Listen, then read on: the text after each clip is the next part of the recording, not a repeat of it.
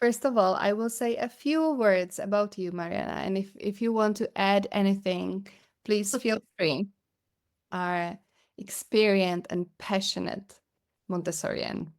You have over a decade of work in Montessori classrooms. You are a former Montessori school leader. You have supported, I would say, thousands families with group and one-on-one support through the Peace program that you lead. You also wrote an award-winning book, Babies Build Toddlers. And you have been a speaker at one of our conferences for a very long time, and we always have really good feedback for your talks. So, again, I'm really glad you are here, and I really appreciate that you have made the time to come today.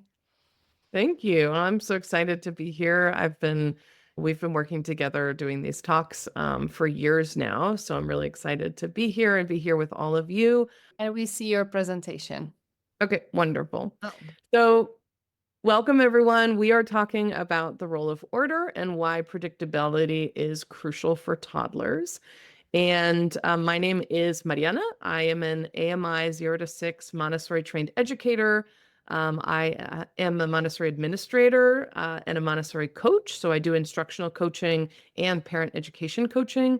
I'm an author and I'm a mom of two living on Lishanaloni land.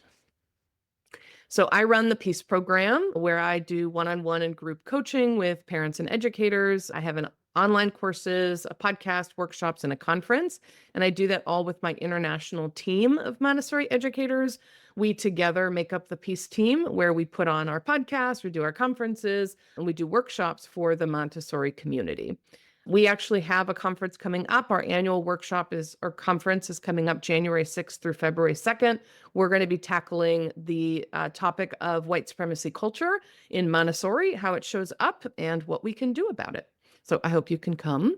And I am the author of the book Babies Build Toddlers, which is a Montessori guide to parenting the first 18 months. It's designed to be a visual guide that anchors you in the child's development first and foremost, because as Montessorians, that's what our first question is going to be, is what is the child's development, not what do we do about it? So we first want to anchor ourselves in the development, and that's what my book does. And so today we're talking about the role of order, and we're wondering why predictability is so crucial for this particular age group. So what we're going to do is we're going to understand a bit about the development of this age group. We're going to do some work to understand order. Then we're going to use an example to understand how the Montessori method is applied when you understand development and order, with the example of the wrong cup, the child melting down if you didn't give them the right color cup for their water.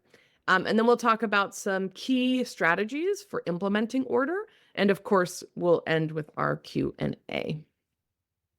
So starting with understanding development. So the big question when we think about development is we're wondering, how do we go from a newborn who is not in charge of their faculties? They have immature digestion, immature eyesight, immature sleep.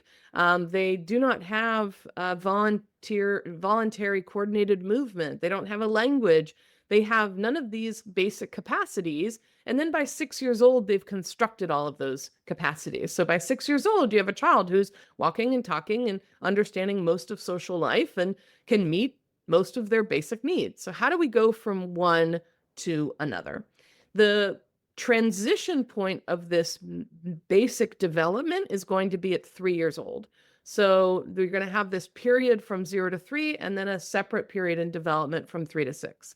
And from the 0 to 3 period, that's going to be a constructive period. So this is when the child is, for example, in language, the child is going from no language as a newborn to speaking in sentences by the time they're 3. So this is a constructive period where they're building the thing that they're trying to create. So they're building language, they're building movement. They go from no coordinated movement to running, jumping, and skipping by the time they're 3. So what we see from the period between 3 and 6 years old is this is a period of refinement. So this is when the child is taking what they constructed initially, and they're going to refine it and make it really, really solid and strong. So in the case of language, we see the child is speaking in sentences by the time they're 3, but they're not understanding the fullness of social language, right? So when adults are talking, they're going to miss a lot of that. If somebody uses sarcasm, they're going to not understand completely what the person was talking about. So they don't understand tone, humor, synonyms. There's a lot of things that's lacking in their language, even though they can speak the language at 3.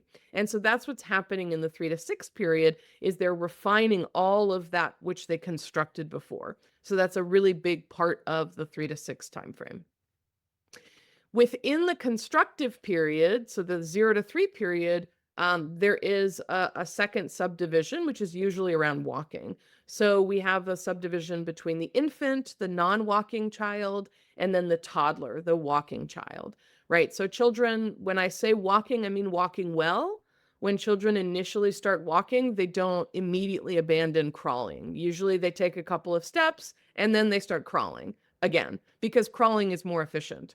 But then as they get more familiar with taking more steps, they start crawling a little less until the child is fully on their feet, and they're walking. And so that's what I'm talking about, is the fully on their feet. So even though kids might take their first steps somewhere around a year, where we don't typically see them abandoning crawling for a little while after. So usually by the time the child is 18 months, this is a child who's walking well, they're on their feet, they usually have a handful of words. So the 18 months transition, that's when we're really going to see that as toddlerhood development. And this lasts until about 3 years old. So if we're going to define toddler, it's going to be about 18 months, but really walking well. So it might be a few months before that, to about 3 years old. That's going to be the heart of toddlerhood. And so if we think about the child developing themselves, they're building capacity as they go through these stages in their development. And the way that their capacity is going to grow is that they are actually building their foundational capacity in the first 18 months, hence my book. The first 18 months is going to be when the child is doing the most foundational capacity, because the newborn is going from no language to words, right? They've built the foundation of the language by the time they're 18 months. They don't speak the language fully. They still have more construction to do, but in terms of capacity, they've built the foundation. In toddlerhood, they're then going to practice using that capacity. They're going to take their few words, or they're going to take their capacity to walk, and they're going to start using that capacity in a lot of different situations. So they get so much practice in movement and language that by the time they're 3, they are very capable of speaking in sentences and moving their body around as they want to move around. So what happens in the 3 to 6 time is their capacity really shifts, and they start shifting into their capacity in the context of their community. You see a lot of social development during the 3 to 6 time, but I'll give you an example of the child learning how to put on their own coat, right? So in the infant stage, 0 to 18 months, the child isn't going to be able to do that, most likely, until they're walking. That's going to be very difficult for them to have the capacity to do that by themselves. They're still building their basic motor skills. They're still doing all the basic things that would allow them to do something like that. Now, toddlerhood, they actually have the capacity, but they're under practiced at it. So they need practice on, where do I find the jacket, and how do I put it on, and how do I sequence my motor skills to actually get it up over my head. So that's what the toddler is working on. And by the time the child is 3, the child can put on their jacket. So the child in their 0 to 3 space is going to be very focused on their individual capacity. So they're going to say, my jacket is on. I have done the task. I feel proud of myself. I put my jacket on. Hooray. But the child in 3 to 6 is starting to be aware that that's not the only capacity that's needed. So they have collaborative capacity that they're really looking at. So a 2.5-year-old is going to get frustrated once they've put on their jacket and they're ready to go to the park. They're going to get frustrated that we're not going to the park yet because little brother doesn't have the jacket on, right? Because somebody else doesn't have their shoes on ready to go. The toddler and the 0 to 3 child is going to be frustrated because they did the work. They're focused on individual capacity. They put on their jacket. So why aren't we going? A 4.5-year-old is going to recognize that the capacity of the community is we all need to be ready in order for us to go to the park, not just you. So it's great that you have your jacket on, but there are other people here. And so, a 4.5-year-old is going to be much more aware of those dynamics to say, oh, yes, I have individual capacity. I put my jacket on, but little brother doesn't have their jacket. So maybe I want to help them, or maybe I want to do this, or I understand that we have to wait a moment before everybody's ready and we can leave for the park. So when we think about the child's perspective, particularly when we think about the child in toddlerhood, is they're going to be really, really focused on their own capacity. So using language with the toddler of saying how they're impacting other people, that it's making me late for work when you don't that is not helpful to them, because that's just not that's not how they view the world. They are just focused on their individual capacity because they're still in a constructive period. They're still building themselves. And so they're not really they don't have the bandwidth to think about everybody else right now in their development because they have to build so much of themselves. But once they move into that social space in 3 to 6, yes, they are starting to think about other people. They are starting to understand that capacity is communal. And it's dependent on individuals being capable, but then the capacity ends up being communal because humans are social creatures. So when we think about the toddler, we also want to recognize that they're trying to use their capacity. They've built some things in the first 18 months, and it's like they've built a really cool sports car, and now they have the keys and they kind of want to take it for a spin. That's toddlerhood, right? And they don't know all the road signs, and they don't know all the, the way that the system works, and they don't know all of that, but they've spent a long time building themselves, and they kind of want to use what they've built. And that's how they actually develop capacity. And so what you hear from the toddler, 3 main things that you're going to hear from the toddler is you're going to hear the word me enter their vocabulary. They are self-aware of being their own independent person. So they start articulating that. They also start articulating I do it, or sometimes me do it. They want to do things themselves because, like the sports car example, they kind of want to take it for a spin. They really want to use the body they've built. They want to use the language they've built. So they really want to do things themselves.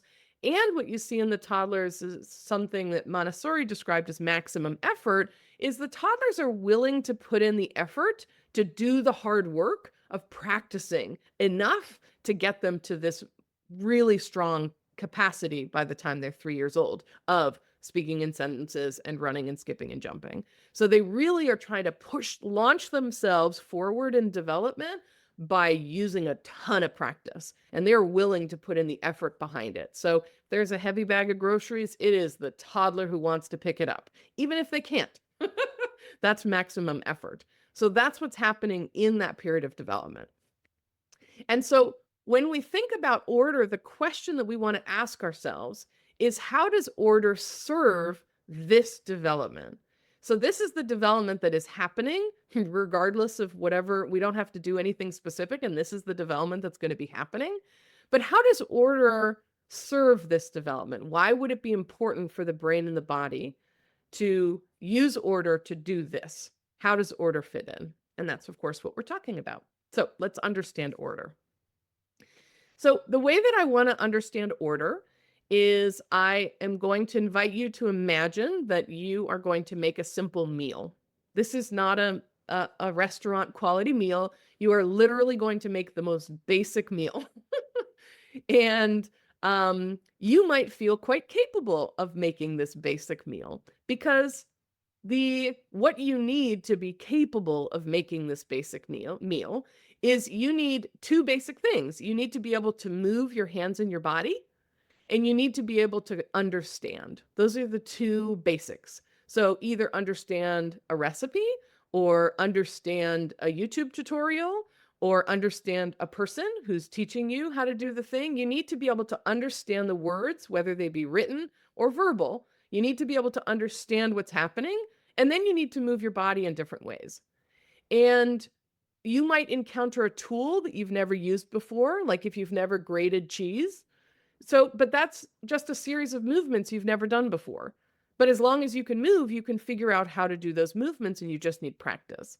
So even using a whisk, right? That's just a different kind of movement. So as long as you can move your hands and your body, and as long as you can kind of understand some directions, then you're going to be able to make this meal. So let's imagine you're trying to make this meal and you're capable. We've decided that you're capable because you can move and you can understand some basic directions. So you are capable of this, and you are in a kitchen that you are familiar with that is orderly, right? So you have utensils with other utensils in a drawer. You have spices with other spices in a cabinet. You have pots and pans with other pots and pans, right? So there's this order in the kitchen, and you're trying to make the simple dish. How much can you use your capacity to make the dish? Well, probably pretty easily. You would easily make this dish because you're familiar with the order. You know where to get the pot, you know where to get the water, you know which utensils to use and the spices. Everything's available to you.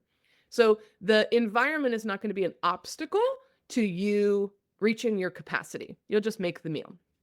So let's say you wake up tomorrow and you now go down to your kitchen, and the things in the kitchen are still organized in the same way. They've just been moved around. So the pots and pans are still with pots and pans, but they're just in a different location in the kitchen. And your utensils are still with utensils, but they're in a different drawer. It's going to take you some time to orient to where things are as you're trying to make the simple dish. And as you make it, the environment is going to be a slight obstacle to you making your dish because you're not expecting things to be where they are and where you need them to be. But over time, if things kept their order, over time, you would be able to understand, okay, I remember where the utensils are now. And so next time I make the dish, I'm not going to be as slow at making the dish because I'm more familiar with the order. So you can adjust to that order.